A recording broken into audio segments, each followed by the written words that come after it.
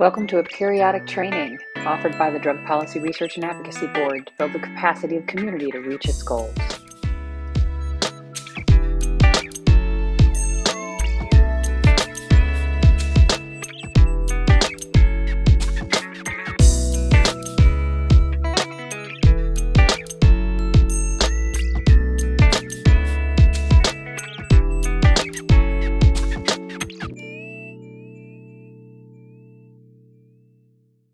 Thank you all for having me here. My name is David Frank. I am a medical sociologist at New York University who studies methadone, studies opioid use issues. I'm also a person who uses drugs. I've been on methadone maintenance for about 20 years. I am one of the rare people that gets 28 days take homes, which is kind of comical since I do still use drugs. I'm privileged in a lot of ways, one of them being that I live in New York where we have progressive options. And yeah, I'm going to talk today about methadone maintenance treatment, pharmacology, regulation, and stigma. Okay, so the first chapter is on methadone pharmacology. I have written there the miracles, the molecule. I actually probably shouldn't have written this on the earlier side. It's something that a friend of mine, Peter, says, but I don't want to tell you what it means until the end of this section. So just keep that phrase there in your mind. Okay, we'll start off with a little bit of the history. So methadone was developed in Germany in 1937 by Gustav Erhard and Max Bachmuel, who I can't pronounce their names very well. It was conceived of as a solution to the opium shortage. There were some problems with painkillers in World War I, and when they were sort of ramping up for World War II, they investigated a new opiate. Also, methadone was seen as a good choice because of its longer half-life and its ability to last longer. It was initially sold under the brand names Dolophine and Methadose, and there's kind of an urban legend going around that Dolophine is sort of a reference to Adolf Hitler's name, like Adolf Dolophine. Kind of a stretch, and it's not true. At least all the sources I've said it's not true, and it seems like a stretch anyways, but it is a persistent urban legend. Methadone was then approved as an analgesic, which is a painkiller, in the United States in 1947 under the name methadone. And it's used for pain relief and to treat quote-unquote opioid use disorder.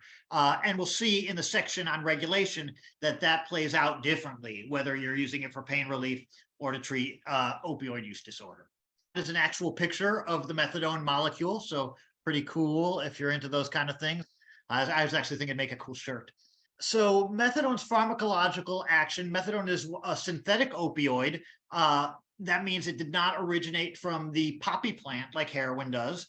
It's made in a lab by chemists to imitate the effects of the opium poppy plant. It's an opioid agonist, and I'm not a chemist, but an agonist is something that it goes to the receptors. An opioid agonist, it binds, we've all heard of the lock and the key, it binds to the receptors in your head and makes a response, whatever those responses are. In the case of opioids, they lower your breathing rate, they produce euphoria, et cetera, et cetera. As I mentioned, it's an analgesic, which is a painkiller. Methadone is usually taken orally. However, it can be injected intramuscularly, and I would think probably it can be used in other routes of administration anyways. People can usually figure out how to do that stuff. But it's usually taken orally, and it's certainly taken orally in clinic settings. The onset for methadone is 30 to 60 minutes, and it's usually about 3 to 4 hours till it reaches its peak effect. So methadone is cross-tolerant with other opioids.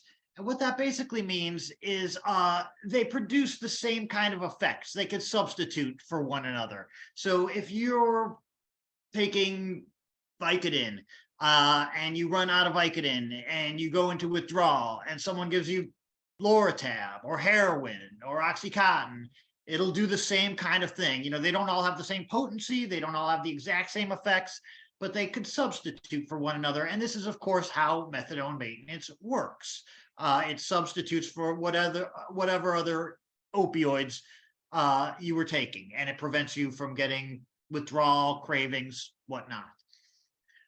It does differ in some ways from other opioids. And the one I mentioned here is buprenorphine, or Suboxone is the brand name, in that methadone is what's called a full agonist versus buprenorphine, which is a partial agonist. And this concept of agonism is its ability to bind to the receptors in your head. So methadone is, it's great at that. It bonds to all of these receptors, and its properties are it's potent in that way. Whereas buprenorphine, it's a partial agonist. It's not as good at hitting those receptors. And what that sort of means for any of us is that its effects are less noticeable. It's kind of like a methadone light. And this is why, well, it's one of the reasons why people whose habits have not lasted as long or have not been using as much tend to do better with buprenorphine, and people whose habits have maybe lasted a little longer or have used a little bit more amounts tend to do better with methadone. It binds better to the receptors. Okay, so what are methadone's effects? And again, I'm sure a lot of you know this, but going through it anyways. So methadone produces dependence and tolerance. Tolerance is this idea that after you've been taking something for a period of time, the effects will not be as noticeable. Dependence is a similar concept. Once you've been taking something and you become tolerant to it, if you are denied that substance, you will feel bad. You will go into withdrawal. Methadone also produces sweating. And this is in some people, not all, although, it kind of produces it in a little bit in all of us. Constipation certainly does that. Nausea and vomiting in some people, particularly if you're less used to it. And all opioids, again, will do these same kinds of things. It reduces sex drive. Whether that's a good or bad thing is up for debate. Reduces respiratory function, which is, of course, one of the dangers of overdose. One of the medical side effects, potential issues, is this idea of the QT interval, which is the way that your body regulates your heartbeat. People that, and the research is not clear on this, particularly when measured against the benefits of being in methadone. But if you're taking a lot of a high dose, whatever a high dose may be, and again, that's not clear, it was one of the things to look out for. It could potentially mess with your heart rate. And as someone who's neurotic like me and who's been on methadone for 20 years, I worry about every time I have the slightest, pain, or, it could be in my finger. I'm like, oh my God, I'm having a heart attack because of my QT interval. So methadone has a longer half-life compared to short-acting opioids like heroin. What that means is the sort of effect curve is a little different. So where heroin, it kind of is like shoots up, you feel it, and it goes down within like 6 to 8 hours. Methadone is more subtle. It's a slow horizon kind of curve. So it's not as euphoric, and it lasts longer, which has a clinical benefit because you only have to take it once a day. I take mine 3 times a day. I divide it up, but you technically would only have to take it once a day. And of course, the withdrawal also has that same kind of longer half-life. But does it get you high? One of these politically charged questions that has actually a lot of policy implications. First of all, like all opioids, methadone produces euphoria. And I think the reason that we hear so often that methadone does not get you high or does not produce euphoria is more to do with the politics of getting methadone accepted. Will be that when it was starting out, 50 years ago, right up until today, the more they could say it's not euphoric, the more likely it is to be accepted politically, because our culture doesn't like people to feel good.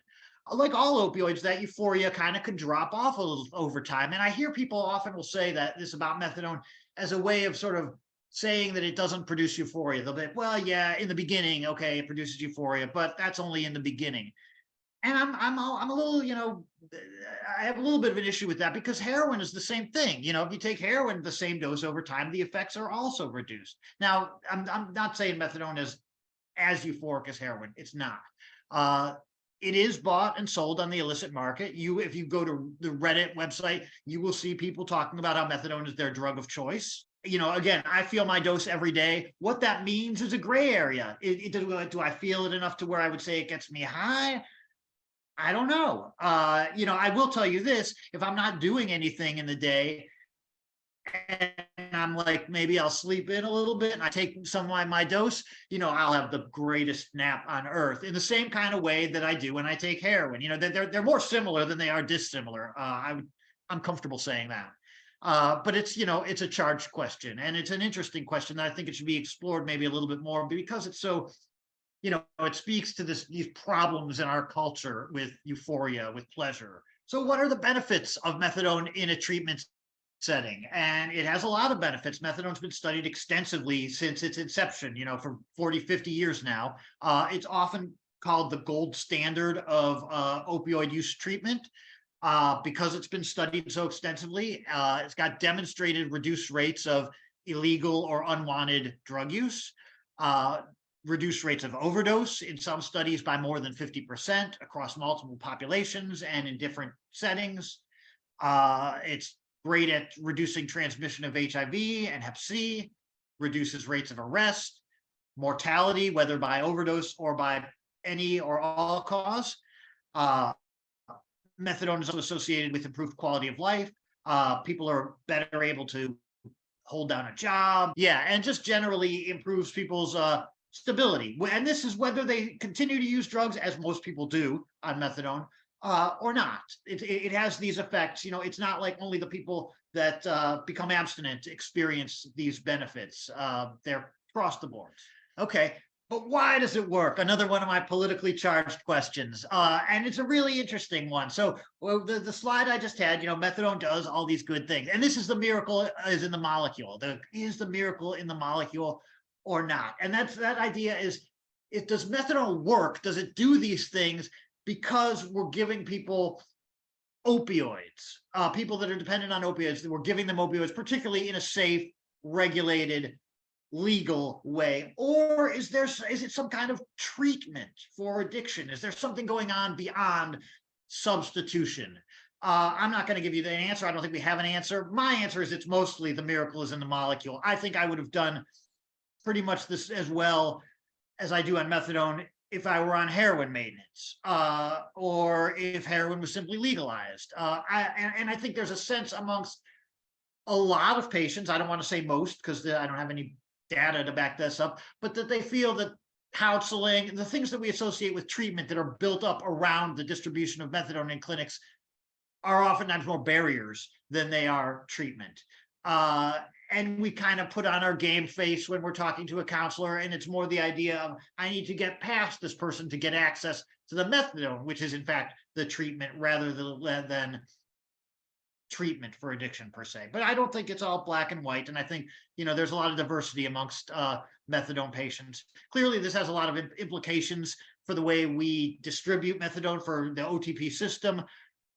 Because, if it is just the miracle is in the molecule, maybe we don't need to have all that apparatus around it, and we can make it a little easier for people to get their methadone without required counselings, things like that. Similarly, if the miracle is in the molecule, that's an argument for safe supply. That's an argument to end the war on drugs. That's an argument for legalization. Okay, so methadone regulations. I like this slide. I've got the nice big picture there. Looks good looking slide. So I have written down there, it's like liquid handcuffs. I'm sure a lot of us know that term, which is a critique of the clinic system. Methadone is mostly distributed in liquid form in methadone clinics. And the idea of liquid handcuffs is if you're taking it, you are, of course, dependent on opioids. And if you're dependent on opioids in the clinic system, you are subject to their rule, to whatever, which is, as we've heard in this meeting and other meetings, is often not very patient-centric, is often not very harm reduction-oriented, and can oftentimes be quite cruel, as well as just completely impractical. There's a million stories of people, my clinic isn't letting me go to my parents' funeral. My clinic is makes me stand in line, even though I'm very pregnant and about to go into labor. My clinic, even though I called them and said, I'm going to be 2 seconds late, they took away all my take-homes. This is this idea of liquid handcuffs. Yeah. Okay, so methadone maintenance treatment regulations. So methadone is, the substance is governed by the Controlled Substances Act, which is the regulation, the government regulation that divides things up into schedules, Schedule 1, Schedule 2, Schedule 3. So methadone is a Schedule 2 drug in the United States. That means it has a high potential for abuse, but has medical uses. Now, again, take that with a grain of salt. That's the government's nomenclature. Marijuana is actually a Schedule 1 drug, which means high potential for abuse and no medical use. Sometimes, like when I'm teaching that in class, like my students will be like, "What do you mean? Marijuana has medical uses?" And it's okay. This is just the government, their take on it. But so methadone, according to them, has a high potential for abuse, but they do recognize its medical use. So as I mentioned before, if it's used for opioid use disorder, addiction, whatever you want to call it, you can't get methadone from your general practitioner. You have to get it in an opioid treatment program. If you're using it for pain, or if you're lucky enough to convince a doctor that to identify you in that way, as opposed to an addiction patient, then you can get it by your doctor. But if you're labeled as you're getting this for your addiction, you got to go to an OTP, and that's of course a center of a lot of the problems with methadone and its distribution. Okay, so the opioid treatment program, the OTP, was developed in New York City, where I am sitting right now, by Doctors Dole and Niswander in the 1960s and 1970s. And they started off with some of their patients. They were treating people in more standard, probably abstinence-based ways. And some of their patients were not responding. And the most marginalized patients this oftentimes was. And Dole and Niswander originally had an idea that was very much in line with harm reduction. It sort of has gotten warped over the years, but they were very much of the opinion, hey, if we give these people opioids in a way that is stable, they're not going to have to do all the crazy shit that they got to do in their life now to get opioids every day, and they will probably be healthier and more stable. And in fact, of course, they were. And it grew into the massive program that we have today, where there's somewhere between 250,000 and 500,000 people on methadone in the United States right now. So as we know, methadone is highly regulated, and regulated at multiple levels: federal, state, county, city, and importantly, probably most importantly, at the clinic level. As Beth was talking about earlier, it sometimes doesn't matter if the federal government says, like, hey, we want to loosen restrictions, we want to give people more take homes, even if it's for like a reason like COVID. If your state, Arizona, or if your town or your particular clinic is like, hey, we're not doing that, that tends to be what wins the day. Usually it's the strictest policy and the one closest to the local that win. They're not allowed to make things looser. They're only sort of allowed to make things stricter, and they often do. And it's partially a problem because of all this, the multiple agencies. SAMHSA's got their hand in this, obviously. FDA, the DEA, that they're probably not the most harm reduction oriented. And it's governed by this complicated Byzantine accreditation system, which I don't claim to completely understand, but I understand one thing about it, that it doesn't provide for a lot of teeth. It doesn't allow SAMHSA to say, like, hey, you will give 14 and 28-day take homes to such and such patients. They can only say, like, hey, we recommend this. And a lot of times, if your clinic is like, well, we just don't believe in harm reduction, they're not going to do it. And there's nothing SAMHSA can do usually to make them toe the line. And this is part of the reason that advocacy efforts are so difficult. We're all just like, we don't even know, where the levers of power are. And there's so many, and they're so complicated. So yeah, that's a big problem. Regulatory. So some of the outcomes of that, I was sort of, I guess, skipping ahead to this slide. We have tremendous diversity at the clinic level, even in, places like New York, like where we've got a lot of clinics. We probably have like 100 clinics in New York City, and you could literally find one of them that's really, really harm reduction oriented, like the one I go to. They give me 28-day take homes. They don't ask questions about my drug use that they don't want to hear the answers to, so they don't have to take my take homes away. And then you go to a clinic down the street, total opposite. They're suspicious of harm reduction. They're very into that sort of medical ego. I'm the addiction doctor. I know what's best. How dare you question me? And we're not giving you any take homes. You get them. They're down the street from one another. In a place like New York, it might work out okay because you get some maybe freedom of choice. But if you live in a place where there's only one clinic, that that's your only game in town. One of my friends at my original clinic where I lived in Chicago, I was lucky enough. All the clinics I've gone to have been pretty cool. So the clinic I went to in Chicago was pretty cool too.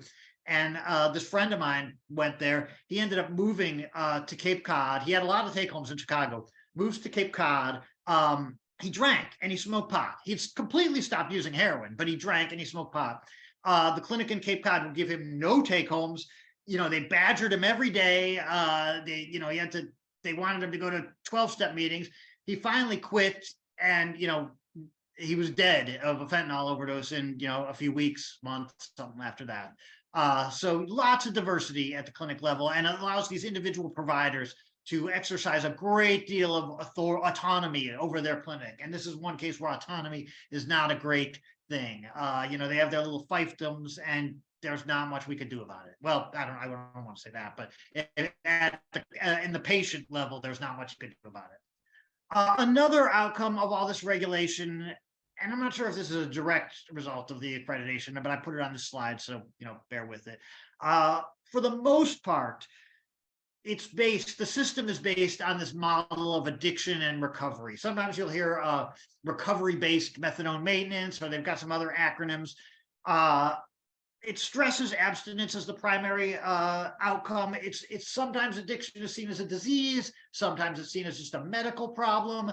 But it's usually in this sort of medico framework as opposed to a harm reduction framework. Abstinence always creeps in, whether it's, and this is also how clinics are assessed. Most of the big assessment programs, that's their primary outcome. How many people don't do heroin anymore or don't do anything anymore? And again, I should mention that abstinence isn't only about heroin, as my example with my friend illustrates. Oftentimes it's abstinence from marijuana, alcohol, whatever they want to, throw at you. And it's this holistic kind of model. It's about changing the whole person. So the treatment narrative, this addiction to recovery narrative, that sort of in operationalizes our methadone treatment. Recovery in this system, this is from, what's the name? The Betty Ford Foundation, but it's a lot of methadone clinics will list this in their literature. Recovery is defined as a voluntary maintained lifestyle characterized by sobriety, personal health, and citizenship. So it's abstinence oriented. It's holistic. It's not just about like, hey, I want to do less heroin, or hey, I would feel safer if I were not shooting up, but snorting instead, or doing less. It's holistic. It's like, we're going to change you from an addict into a person in recovery. And again, based on this sort of medical moral model of addiction. Okay, so one of the problems with that abstinence recovery narrative, and here I'm going to incorporate a little bit of my own research, because a lot of my research focused on, how well does that narrative align with the way patients conceptualize methadone, the way they use and the way they think about their benefits from methadone. Does that align with it? And I've done a couple of studies on this, starting with my dissertation.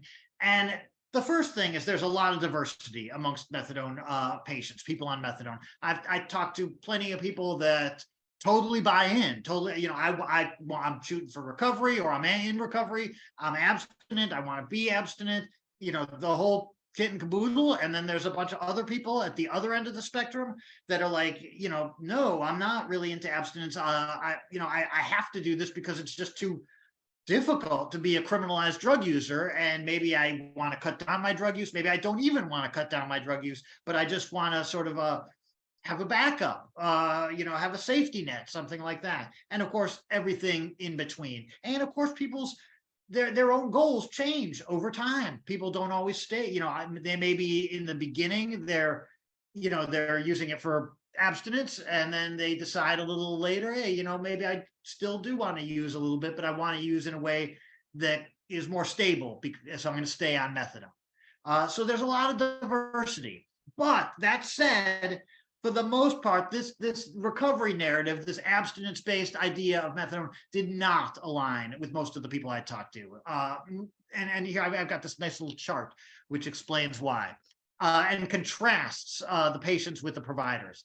So the methadone providers, they were very ideological in the way they talked about methadone. They stressed this narrative of addiction and recovery. They're like, we take bad and sick people and we make them into good and recovered people.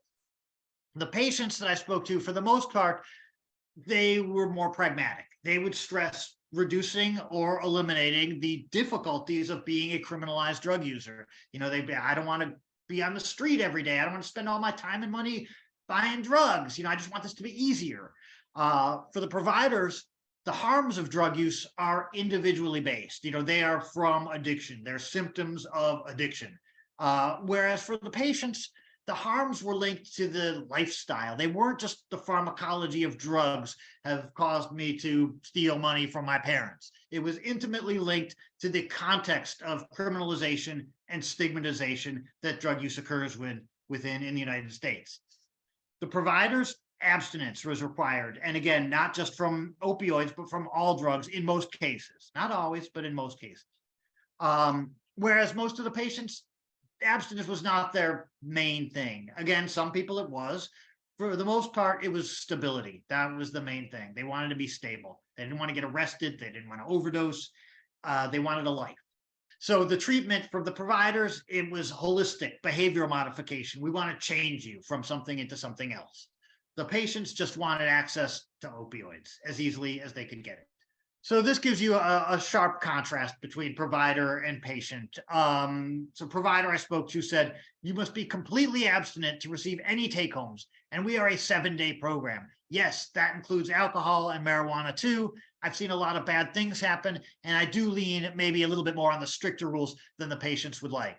Whereas a patient said, I didn't want abstinence from all this drugs by any means. I wanted to stop the lifestyle that I was going to go back down. I don't think abstinence is the total goal of recovery for medication-assisted treatment. It's to get your life together. I mean, you can't be going to the west side of Chicago, shooting dope in the bathroom at work. You got to get high every 6 to 8 hours. There's no way to live a life like that. So again, the patients were much more about their life being stable. The providers much more about like, you're going to be abstinent. One of the outcomes of that, really low rates of use and retention in methadone maintenance treatment. Median retention rates at 1 year are only 57%. So only 57% of the people are still in methadone at 1 year. That drops down to 38% at 3 years. So lots of people dropping out. And any of us that are in methadone see this all the time. Similarly, people don't sign up that often. So there's a lot of people that use illegal drugs that maybe would benefit from methadone that just they're not going to go on it. But so in 2020, only 300,000 people, more or less, in the US are receiving methadone, a fraction of the approximately 7.6 million people. I don't know how they calculate how many people have opioid use disorder in the United States, but whatever, we'll put that to the side. There's a lot of people that are not on methadone that use illegal drugs.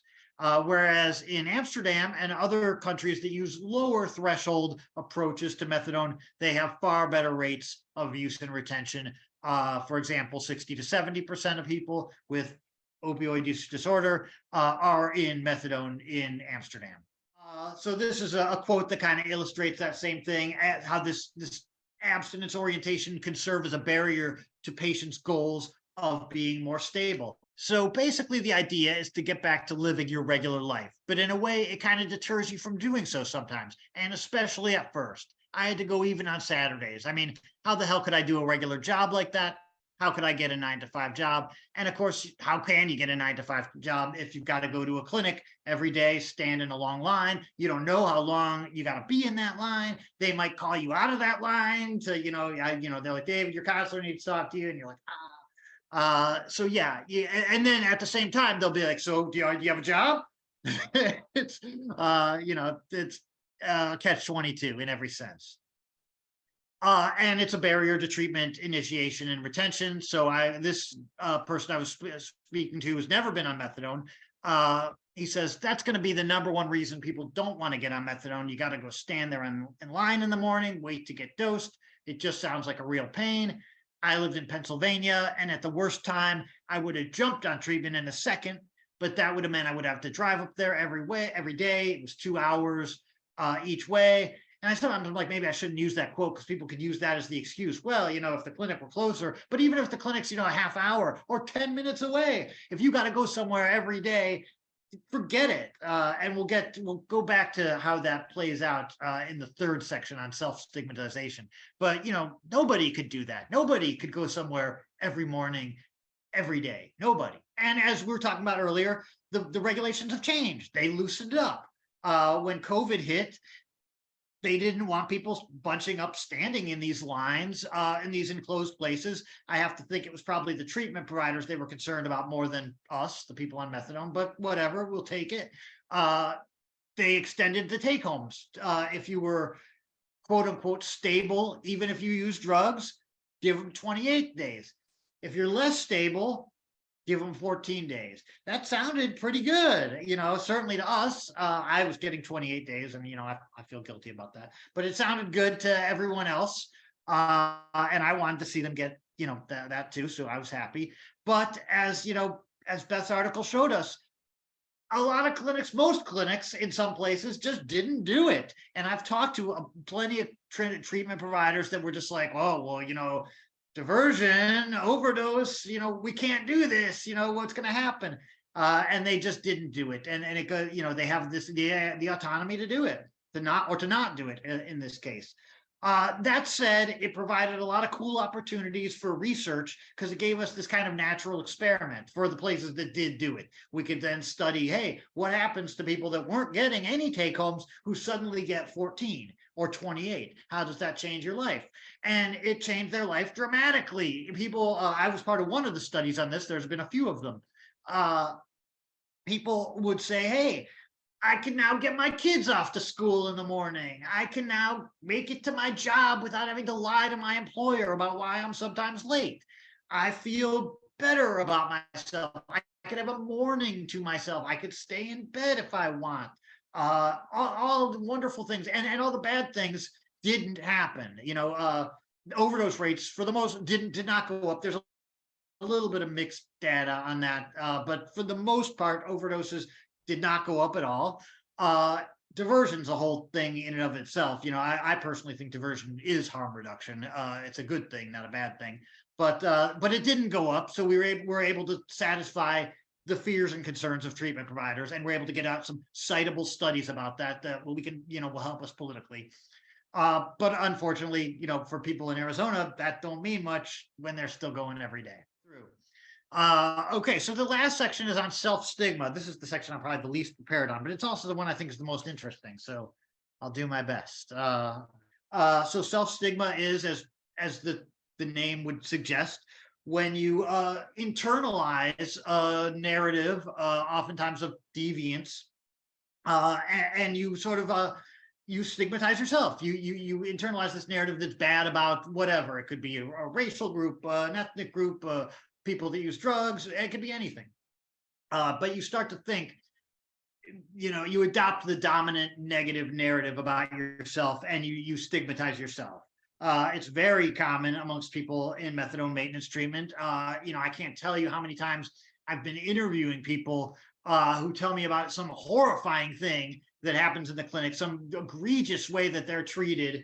And then they'll say, yeah, but I know it's my fault because whatever. And I want to shake them. And sometimes I do shake them. And I'm like, this is not, what do you mean it's your fault? You were treated terribly.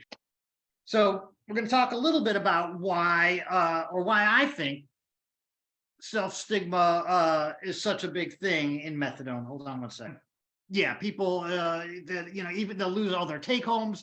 They'll tell me a story. I called my clinic. I was only running 5 minutes late, and the clinic locked the door, and I'm pregnant. And then they'll be like, yeah, but I'm an addict and I lie and I'm a bad person. Well, and no, this is not a problem with you. It's a problem with the way the structure of the clinic. People report a lot of stigma people report a lot of stigma in methadone. In fact, in one study, 78% of the participants reported experiencing stigma in methadone, which of course is one of the reasons that they self-stigmatize. So I'm going to talk about two ways that I think this happens, the self-stigmatization happens. Treatment narratives, this whole addiction and recovery thing that I was talking about before, and then the OTP policies, and they are, of course, related.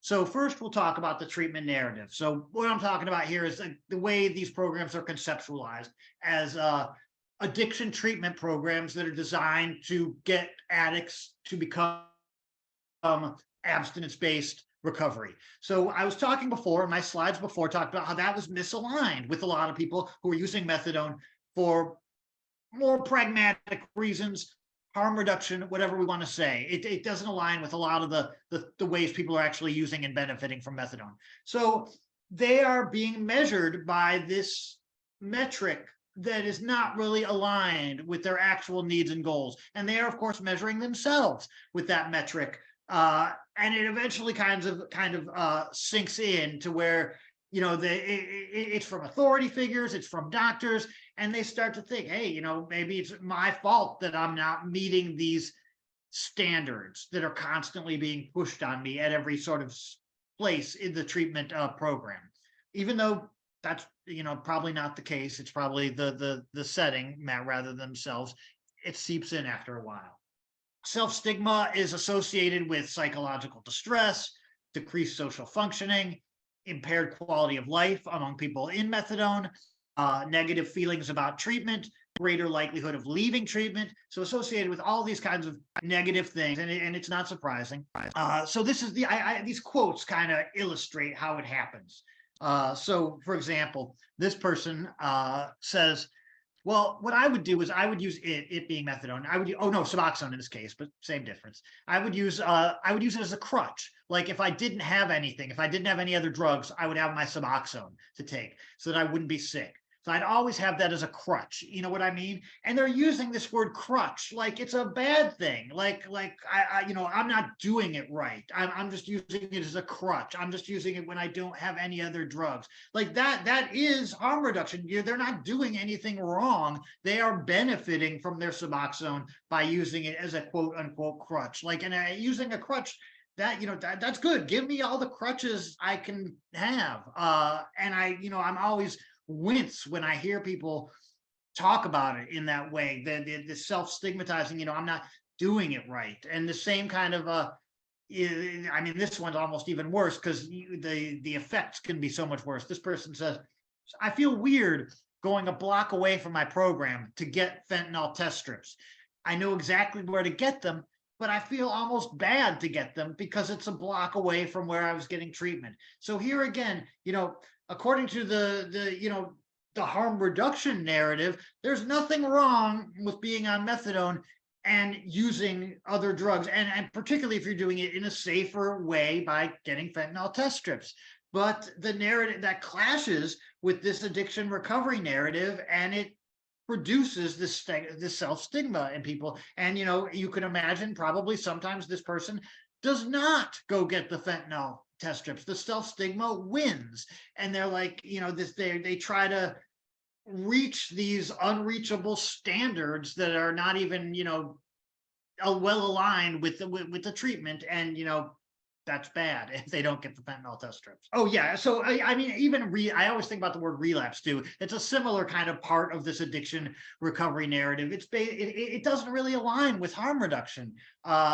It's an all or nothing, black or white kind of thing that leads to this kind of self-stigmatization. Like there should be no, I don't even know what relapse means if you're on methadone, because you're taking opioids every day anyways. Like just because you get a different opioid from a different source, that's suddenly a relapse.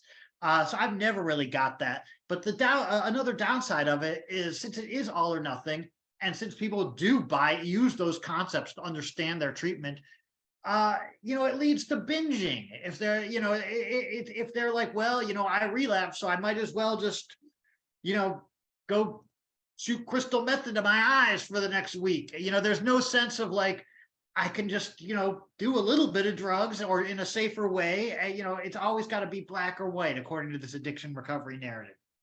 So yeah, this person he says it right out. I think it's internalized stigma. I like using drugs, but I'm happiest when I use drugs, but they beat it out of me. That I internalize the stigma that I now think I don't like drugs.